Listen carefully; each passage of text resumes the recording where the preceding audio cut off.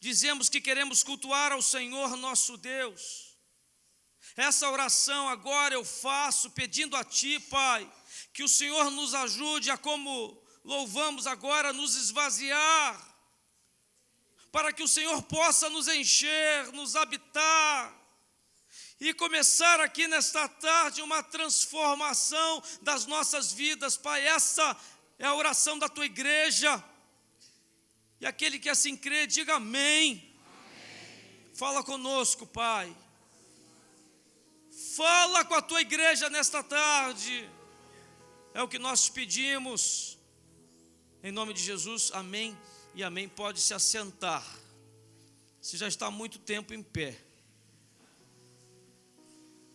Quando eu pedi para você ficar em pé, era para você louvar também, mas não veio a letra, eu acho que a gente não soube aí, mas recebemos de Deus nessa tarde já a sua parcela por parte da Vanessa do louvor.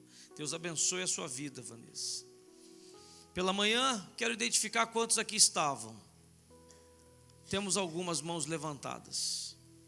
O Senhor falou comigo essa semana através da leitura de um livro chamado Igreja Simples. Esse livro eu já ganhei faz um tempo, mas não investi em totalidade tempo para a leitura. E essa semana eu fui incomodado pelo Senhor nosso Deus a trazer uma palavra pela manhã. Quando avisado que estaria ministrando pela manhã, eu comecei a buscar informações na internet, que é de costume meu, pessoal, alguns livros que eu uso como referência, e na Bíblia, e comecei a receber uma palavra do Senhor nosso Deus em relação à simplicidade, à humildade.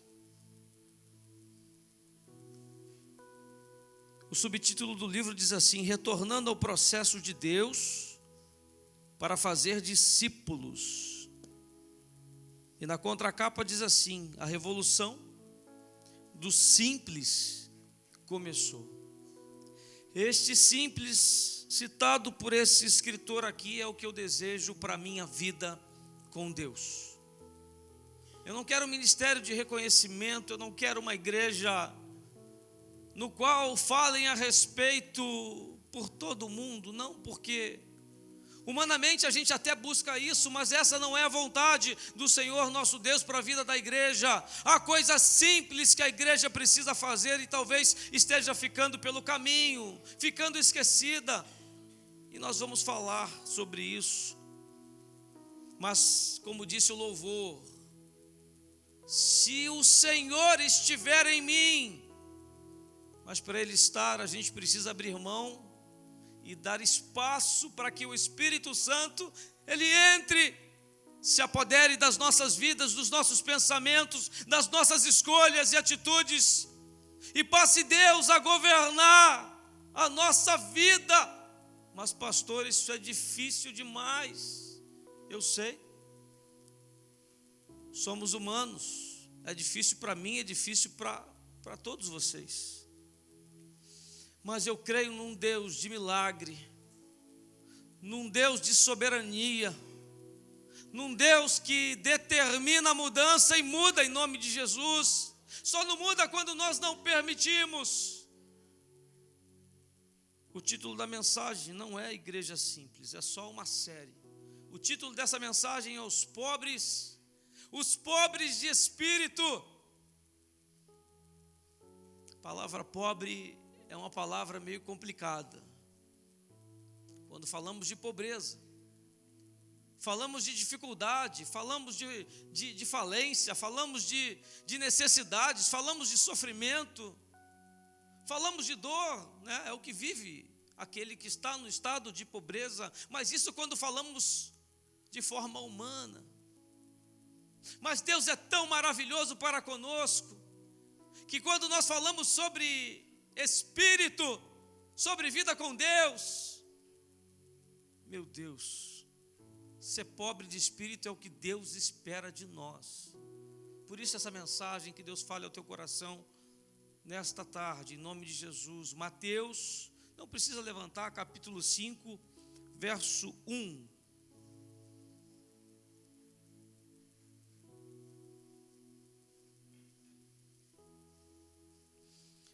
Mateus capítulo 5, verso 1, vai dizer assim a palavra de Deus.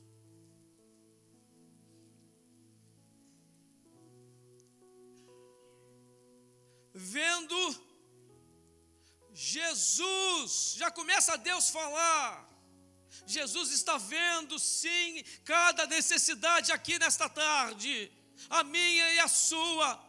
Aqui diz que Jesus via as multidões, ou seja, de uma forma sobrenatural. Ele é o único capaz de ver a minha e a sua, de sondar os nossos corações e mudar qualquer situação. Eu creio e por isso eu digo amém.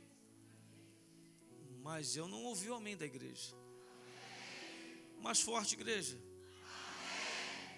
Vendo Jesus as multidões, ele subiu ao monte, e como se assentasse, aproximaram-se os seus discípulos.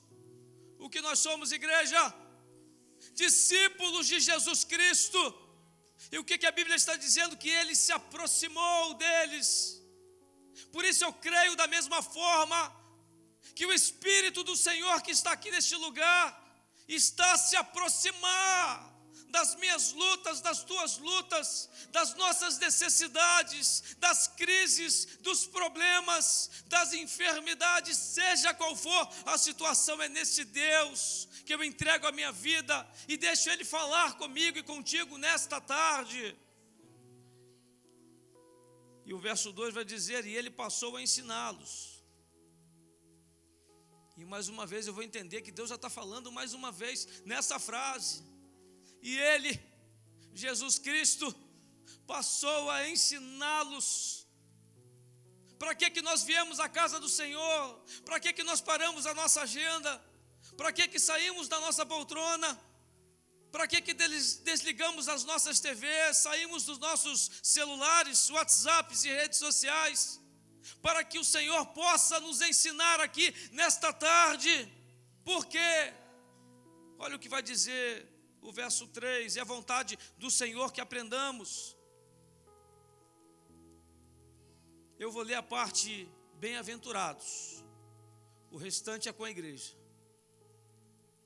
Bem-aventurados os, porque deles é o, bem-aventurados os que choram,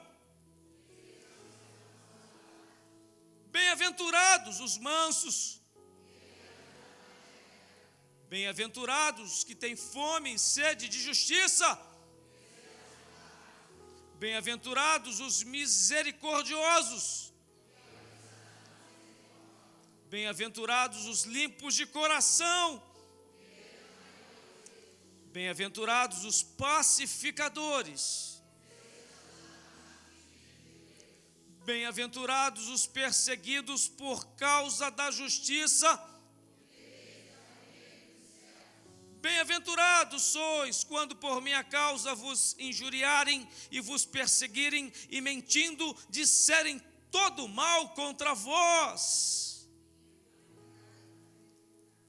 Olha o que Deus diz aqui no verso 12. Regozijai-vos, ou seja, alegrai-vos, contentai-vos e exultai, ou seja, triunfai, rejubilai, porque é grande. Porque é o que, igreja? É grande o vosso galardão nos céus. Pois assim perseguiram os profetas que viveram antes de vós. Se perseguiram os profetas, por que não seremos perseguidos também? Por que o inimigo não vai tentar contra nós? Por que as lutas não se levantarão? Por que as enfermidades não virão? Por que as crises não nos alcançarão? Se alcançaram esses homens.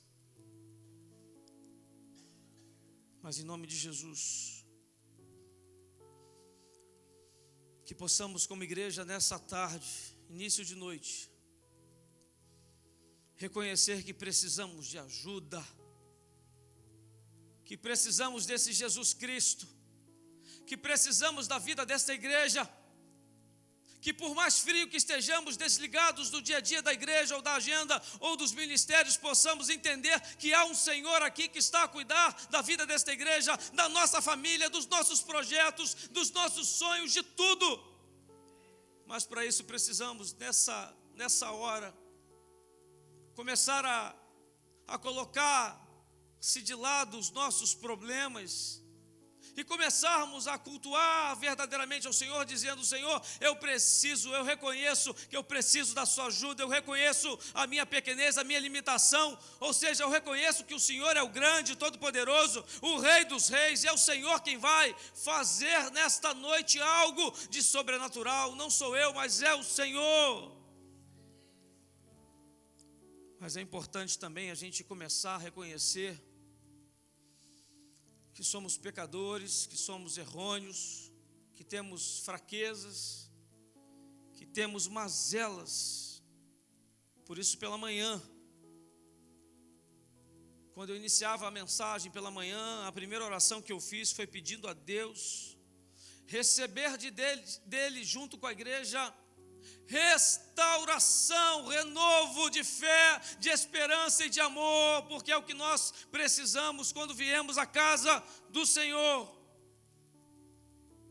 Por isso eu comecei essa semana a buscá-lo de forma pessoal, querendo entender o que é essa questão de pobreza de espírito, e selecionei esse trecho.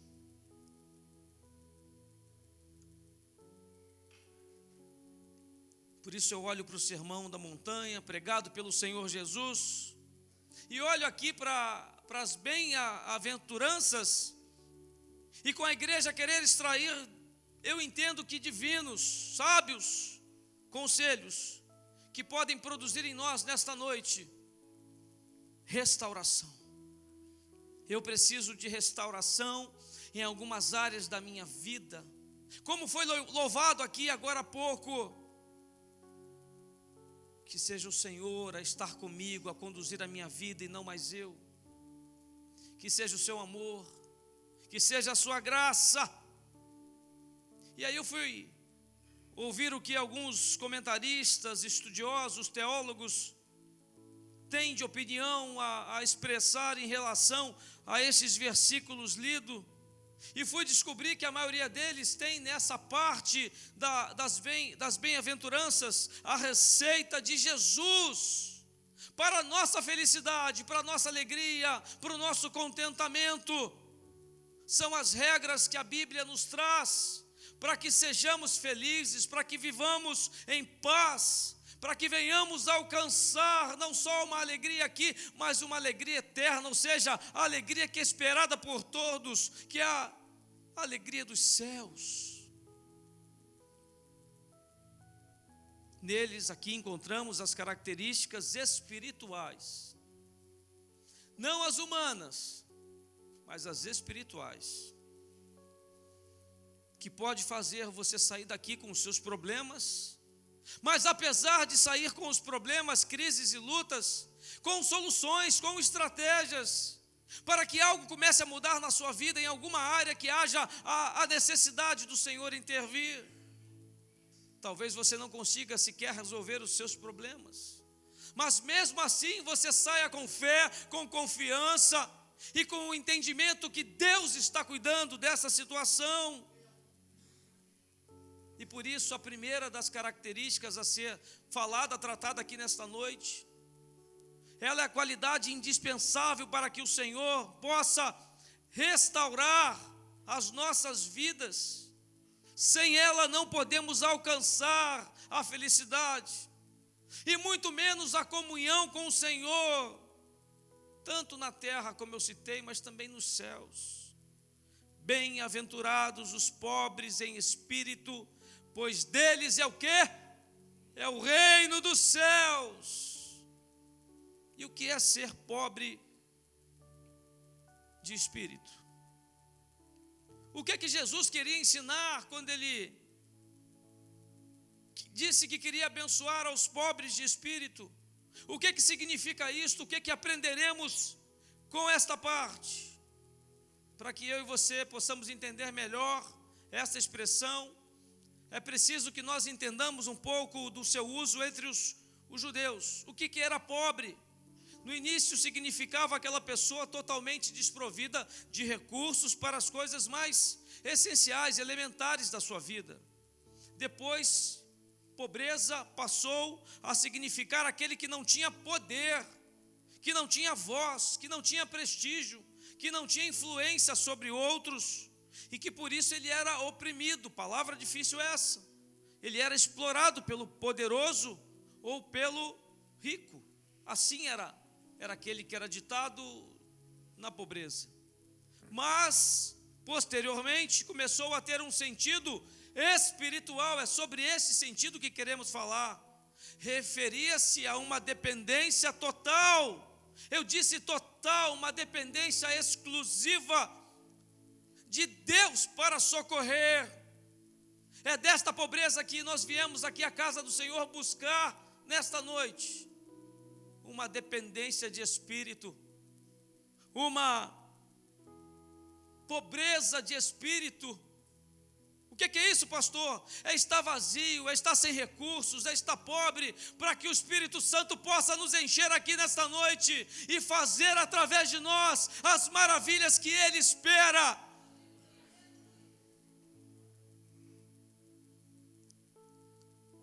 E o verso 6 vai dizer, e este pobre, lá em Salmo 34, não precisa abrir por causa da hora, mas eu vou ter que correr um pouco. Salmo 34, verso 6 vai dizer, este pobre homem clamou, pediu, invocou, solicitou, e o Senhor vai dizer a palavra de Deus que ele o ouviu, e o que aconteceu? O libertou de todas as suas tribulações. Chegamos muitas das vezes atribulados, preocupados, insatisfeitos, contrários até mesmo a chegar aqui, alguns, creio eu, porque tinham outros afazeres, outros compromissos, outras necessidades, talvez pessoais.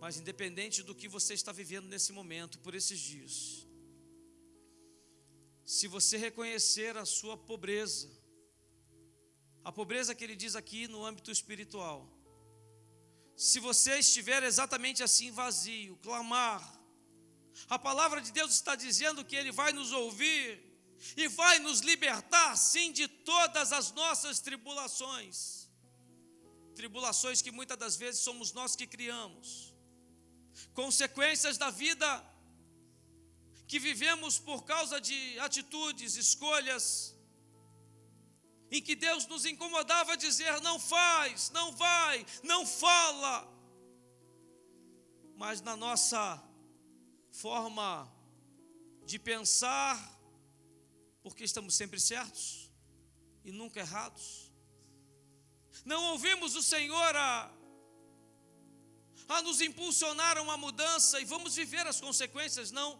tem jeito. Nesta fase, deste verso, dessa expressão, era entendida pelas pessoas como sendo uma característica, como eu já disse, espiritual. Portanto, o pobre de espírito é aquele que reconhece sua pobreza espiritual diante de Deus. Pastor, mas eu preciso disso? Precisamos. A verdade é que nós estamos nos achando demais, sempre achando que somos os tais. Se estudamos um pouquinho, achamos que já temos conhecimento suficiente. Se galgamos uma posição no trabalho ou na igreja, já achamos que somos os tais. Se recebemos um cargo além do que era de costume até os dias atuais, opa, agora é comigo. Deixa comigo que eu vou arrumar isso aqui. Ou seja, vivemos um tempo onde achamos que somos o Todo-Poderoso e que esquecemos que servimos a um Deus que está a nos incomodar, a buscar de nós uma prioridade, um esvaziamento dos nossos conceitos. para que de uma forma a estar pobre de espírito, o Senhor possa nos encher e nos enriquecer com o teu espírito. Esta é a vontade do Senhor. Então comece, não depois ou ao sair daqui, comece agora a dizer a Deus, a reconhecer: Senhor, eu te reconheço que não há outro Senhor na minha vida, não é a minha casa, não é o meu carro, não é o meu cargo, não é nada, não é o meu dinheiro, não é minha conta corrente, não é nada, nada substitui o Senhor meu Deus. Comece a dizer: Senhor, jamais eu sairei da tua presença, jamais eu abandonarei a tua casa, jamais eu esquecerei o que Cristo Jesus fez pela minha vida. Às vezes é necessário a gente começar a abrir a nossa boca e dizer que Ele é lindo. Jesus, o Senhor é lindo, o Senhor é de uma beleza inigualável, não há nada igual. Às vezes é importante nos lembrarmos em nossas orações, a pararmos um pouco de pedir e a dizer: o Senhor é o eterno, o Todo-Poderoso. A começar a dizer que o Senhor, Deus, o Senhor está na sala do trono, mas às vezes parece que o trono é nosso, que a cadeira é nossa.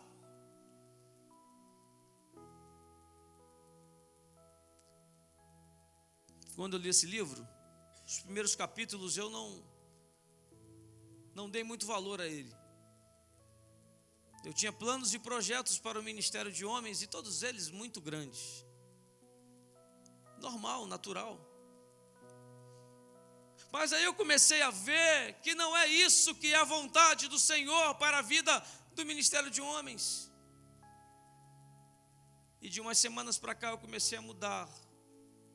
E comecei a procurar alguns homens do apoio e a dizer: me ajuda a mudar isso, me ajuda a ser simples, me ajuda a voltar a ser o André que deu início a esse ministério, que tinha o prazer de olhar diante do semblante de um homem caído e ajudá-lo muito mais do que qualquer realização de um evento grande, que tinha suas prioridades na casa do Senhor, que saía em qualquer hora e condição para o encontro de um homem caído, envergonhado, humilhado, e que precisava ouvir uma palavra de Deus da minha parte, do meu testemunho e da minha vida. Mas muitas das vezes estamos pensando em coisas grandes, em grandes feitos, em grandes realizações, e esquecemos de parar e ouvir a vontade do Senhor. E aí ele começa a me mostrar uma nova fase do meu ministério, uma nova fase da minha vida pessoal com Ele. Ele começa a se mostrar verdadeiramente a tua face, e eu começo a deixar Ele agir. Eu perco o medo, eu perco a vergonha, eu peço a Ele intrepidez, eu peço a Ele que Ele me use, e o Espírito Santo usa. Mesmo não sendo merecedor de estar aqui, porque na verdade ninguém merece, só o Senhor, mas Ele quer usar canais aqui, Ele quer usar homens e mulheres aqui. Ele tem incomodado alguns aqui a se levantar, mas por falta de coragem, por falta de prioridade, por ainda obterem alguns conceitos pessoais que impedem o encher do Espírito Santo, talvez não tenha começado na tua vida. Mas eu profetizo que em nome de Jesus, nesta noite, tudo isso seja deixado, caia por terra e comece um mover que você não entenda, nem você nem ninguém. Mas você vai entender que é Deus fazendo uma mudança no qual só Ele pode operar em nós. Então comece a dizer: Deus, mostra essa beleza aí que o pastor está pregando, mostra a tua face. Comece a pedir junto. Se você não consegue, pegue na mão do irmão, vamos orar junto.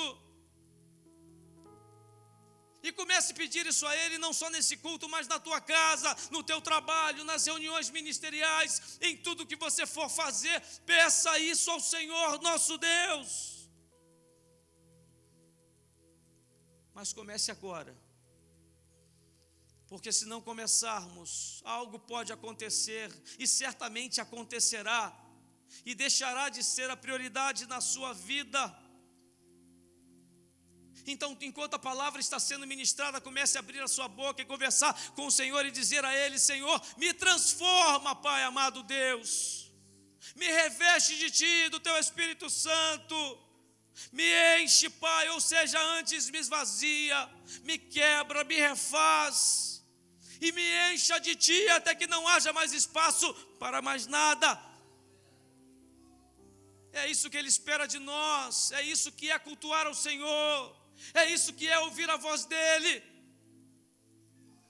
Não podemos mais apenas pensar em nós.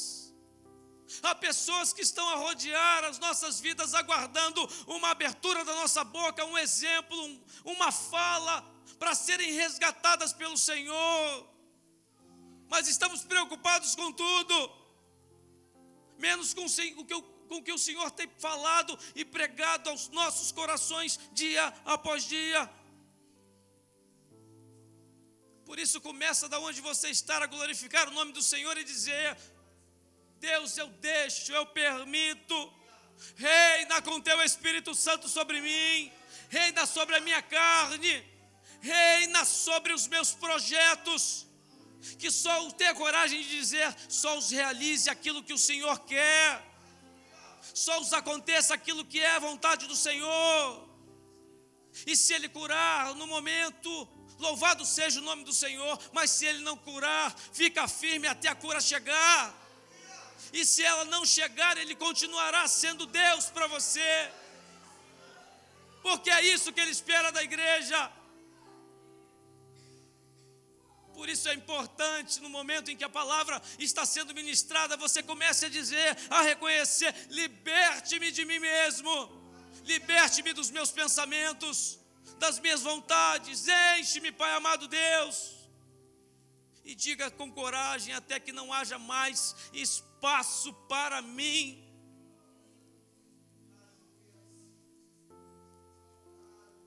Foi o que aconteceu com Isaías, profeta Isaías.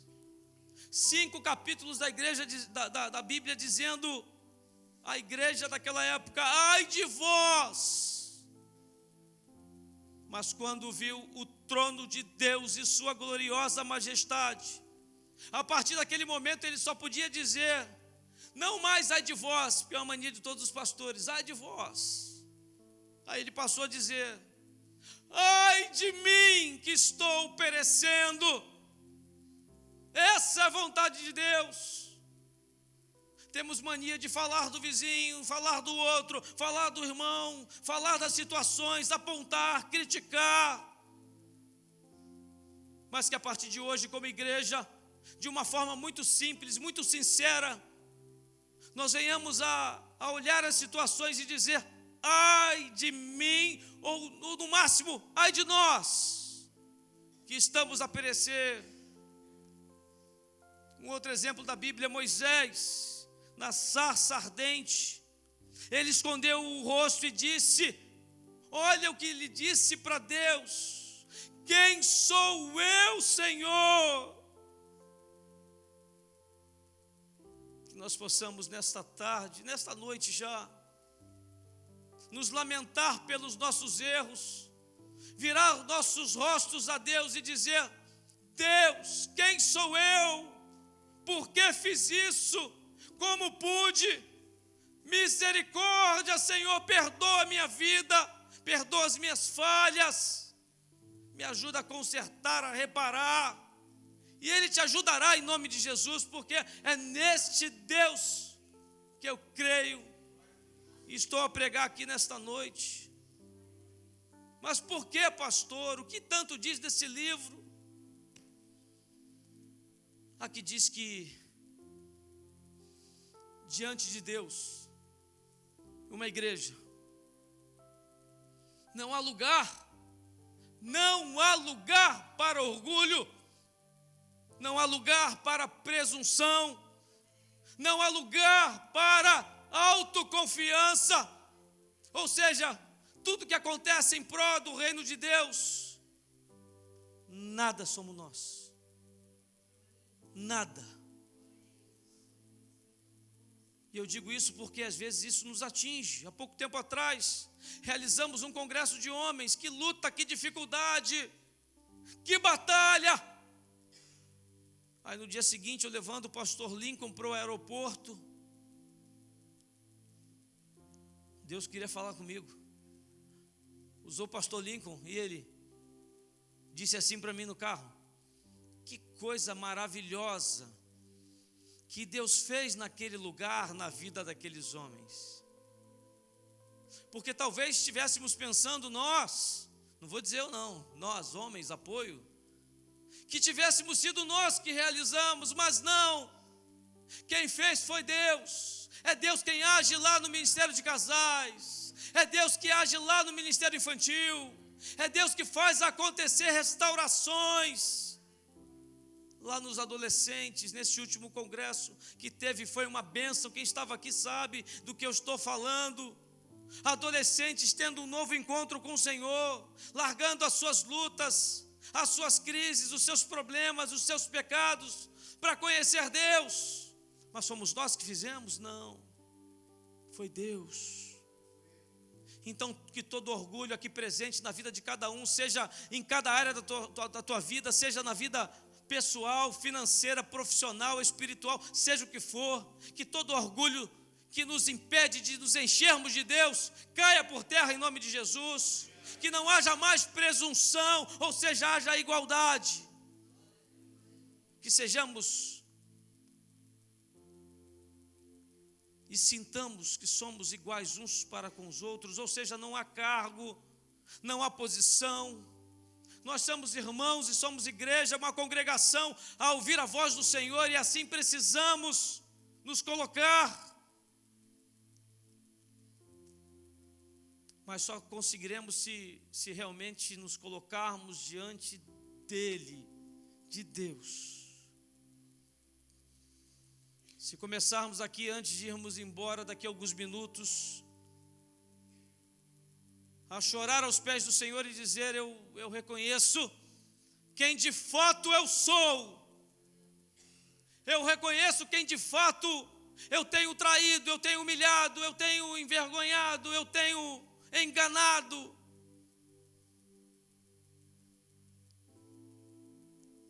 E isso só acontece quando nós reconhecemos que somos carentes da sua graça. O que seria de nós? O que seria de mim e de você? Você sabe muito bem aonde você estava quando conheceu a Cristo. Você sabe muito bem o que você viveu e fez antes de conhecer o Senhor Jesus. Então comece a perguntar a Deus: o que seria de mim sem a sua graça? O que seria de mim se eu militasse apenas, fizesse apenas aquilo que a minha carne quer, e não o Espírito de Deus? Aonde eu estaria? O que estaria fazendo? Com certeza, isto é uma guerra, há uma batalha espiritual para que você não reconheça isso, mas comece a quebrar isso. Comece a deixar a oratória de lado e comece a ouvir o que o Espírito Santo está a falar aqui com você nesta noite. Estamos a viver uma guerra. Quando pela manhã dizemos: vou à casa do Senhor, algo começa a se levantar. E se não formos valentes, ousados, compromissados, não estaremos a ouvir uma palavra que possa nos realimentar e nos salvar a nossa vida, nos livrar de todo mal, do nosso erro, das decisões indevidas que tomamos muitas das vezes. E essa guerra, ela é infindável. Enquanto tivermos vida, vamos viver. Ser pobre de espírito é olhar para dentro de si e reconhecer que não existe bem nenhum em mim? Será que eu consigo expressar aquilo que eu entendi a ler esses versos e ler esse livro? Eu estou a dizer que não há ninguém aqui nesta noite, não há ninguém que não deva entender qual é a vontade do Senhor para a sua vida. Não há um aqui que não precisa reconhecer, que precisa querer viver na lei de Deus. Estamos esquecendo como igreja a lei do Senhor. Esse livro aqui diz, retornando ao processo de Deus para fazer discípulos, é o que nós menos fazemos. Louvado seja o Senhor, que temos mais formadores de discípulos aqui nesta igreja. Mas a verdade é que muito pouco temos nos preparado. Muito pequena o percentual desta igreja que estão nas salas a estudar, além do que aqui é pregado.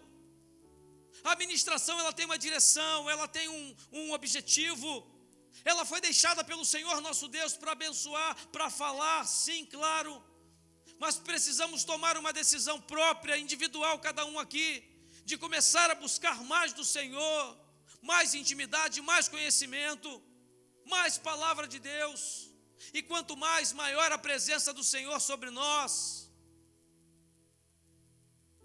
Mas a parcela é muito pequena. Mas Deus, nesta noite,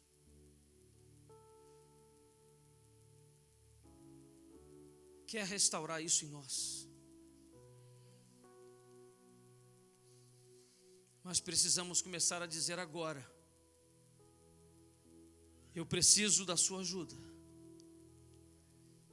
Eu reconheço que sou falho, pecador, que errei hoje, errei agora pouco.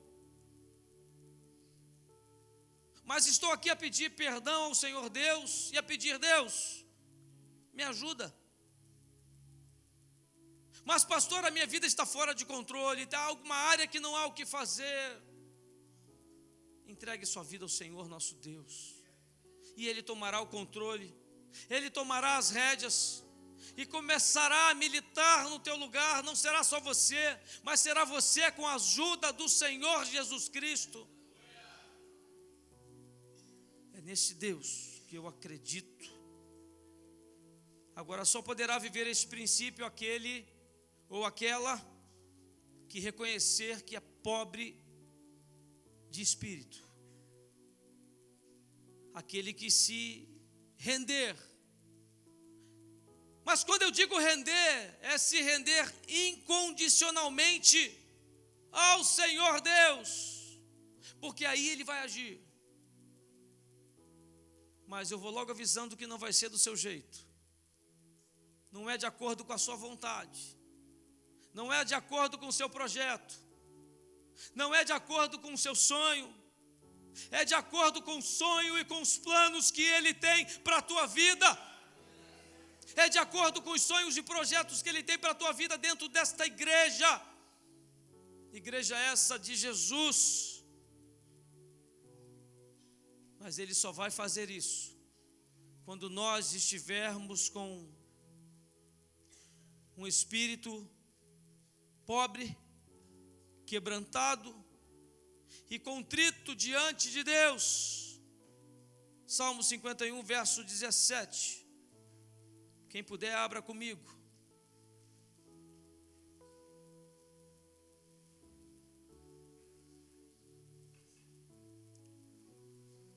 Vai dizer assim: o sacrifício aceitável a Deus é o que, igreja? O sacrifício aceitável a Deus é o espírito quebrantado. E ao coração quebrantado e contrito não desprezarás, ó Deus.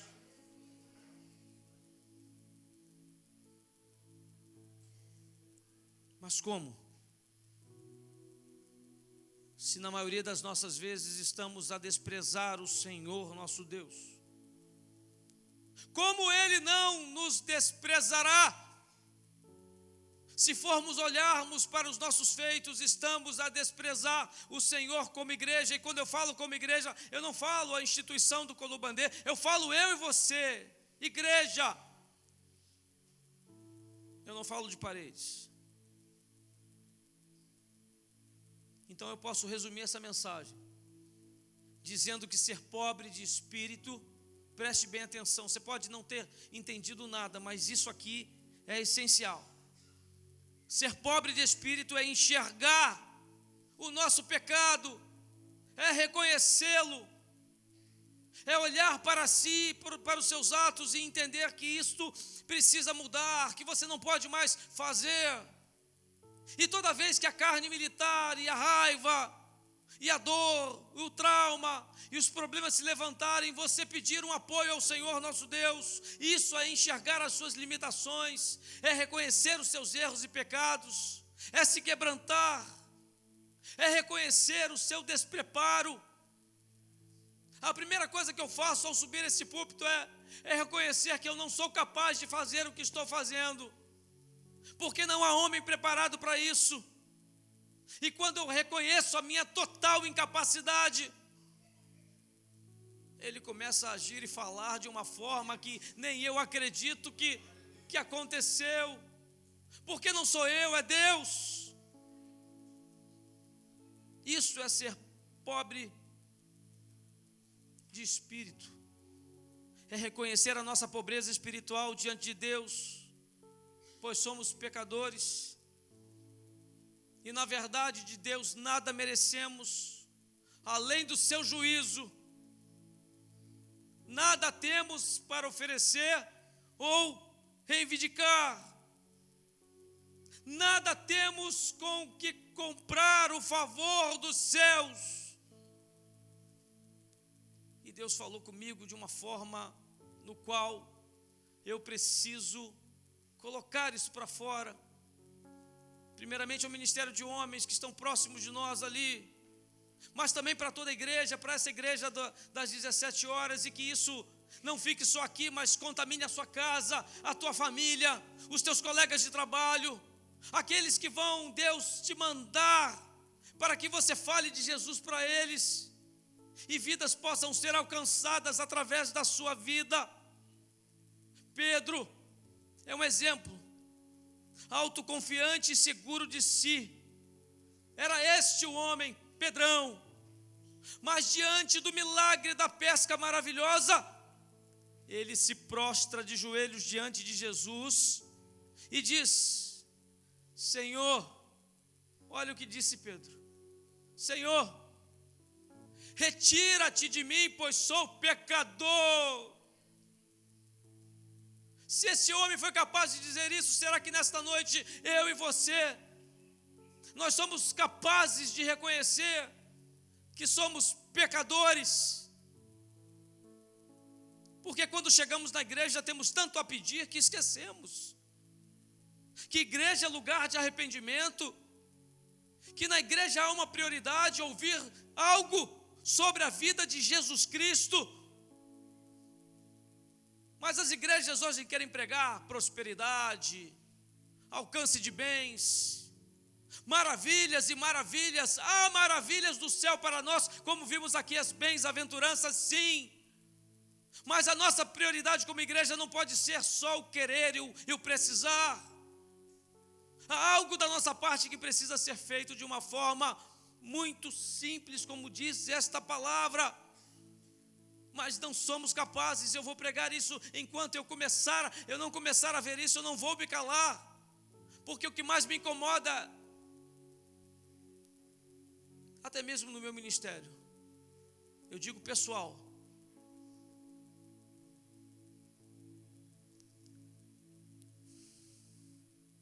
é quando eu não reconheço que eu sou pecador. Paulo, tudo perdeu o valor diante de Cristo, pois antes, na verdade, ainda que achasse que tinha tudo, não tinha nada. E este homem vai e diz assim: sem Cristo nada sou. Quando falamos alguma coisa, quando fazemos, quando conquistamos, a primeira coisa que achamos, não, eu merecia, né? Não, eu trabalhei muito para conseguir. Eu alcancei. Eu me formei. Eu sou o cara. Vocês viram o que aconteceu? Vocês viram o que eu fiz? Mas que nesta noite, todo aquele que aqui se encontra, tenha o reconhecimento de dizer: sem Cristo nada sou. Não fui eu quem fiz, foi o Senhor. Não fui eu que conquistei, foi Deus que conquistou por mim. Eu não sou merecedor da minha família, da minha casa, do meu cônjuge, dos meus filhos, eu não sou. Mas foi Deus quem preparou o melhor para nós. Por mais que ainda não pareça, é o que Ele tem de melhor para você. É o que Ele tem de melhor para mim. A nossa casa, a nossa família, o nosso trabalho, o nosso emprego, dons e talentos que Ele tem nos dado, a vida desta igreja, os teus pastores, os teus diáconos, os obreiros, os ministros, os levitas, aqueles que são na casa do Senhor para te servir, tudo isso Deus tem te dado. E você ainda com essa cara de lamento, de choro, de reclamação. Viemos aqui para bendizer o nome do Senhor como igreja. Somente o nome dEle, glorificar o nome dEle, dizer aleluia, aleluia, aleluia. Mas somos travados, somos desanimados, somos medrosos, somos incoerentes, achamos que somos sábios, mas nada sabemos. Mas quando começamos a entender as Escrituras, tudo muda na sua vida. E Ele quer mudar é hoje, não é amanhã, não é depois. Ele quer começar a fazer uma mudança na sua vida. Mas comece de onde você está a reconhecer e falar: Senhor, me perdoa. E eu reconheço que sem Ti nada sou. Faça como fez esse homem que disse que deponha aos seus pés o que parecia ter valor. Comece a dizer isso. Eu coloco aos teus pés, Senhor, a minha vida, a minha história, tudo que tenho, tudo que sou. Comece a dizer: Senhor, aqueles projetos que eu tinha só se realizarão se o Senhor quiser. Comece a dizer: Senhor, transforma meu coração, transforma a minha vida, restaura o meu coração. Para que haja restauração, como foi citado no início desta mensagem, precisamos estar vazios, estar pobres de espírito. Colocar a vaidade de lado, colocar tudo de lado. Comece a pedir ao Senhor: Senhor, construa novos valores em mim. Ele quer isso de nós, Ele espera isso de nós. Há um capítulo desse livro que fala só sobre isso. Desconstrução. Um tempo onde a tecnologia, as grandes obras, os grandes feitos, os grandes ajuntamentos, os ternos bonitos no púlpito, as grandes oratórias, os coachings, os especialistas em reavivamento, em animação, em autoajuda, tomando conta do púlpito das igrejas. Mas aqui não, Satanás. Aqui a palavra de Deus será pregada, ministrada, tanto pelo bispo como o pastor Renato, ou por mim, ou por qualquer homem ou diácono que subir este altar. Porque aqui é uma igreja santa, uma igreja séria.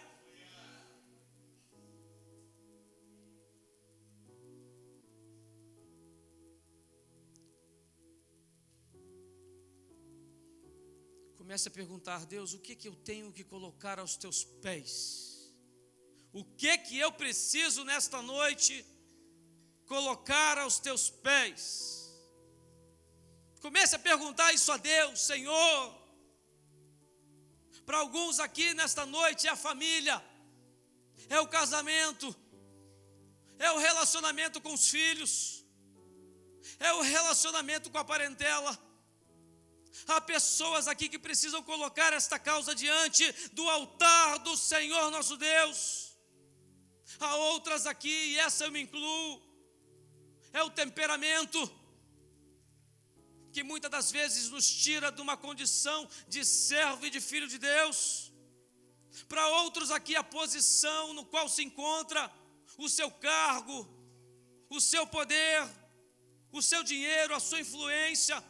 Para outros talvez seja o conhecimento adquirido no decorrer dos anos, julgando que tudo é seu mérito. Cada um tem uma falha, mas que todos nós nessa noite venhamos colocar isso diante aos pés daquele que é o Todo-Poderoso e pode mudar essa situação em nossa vida. Que o louvor possa se preparar.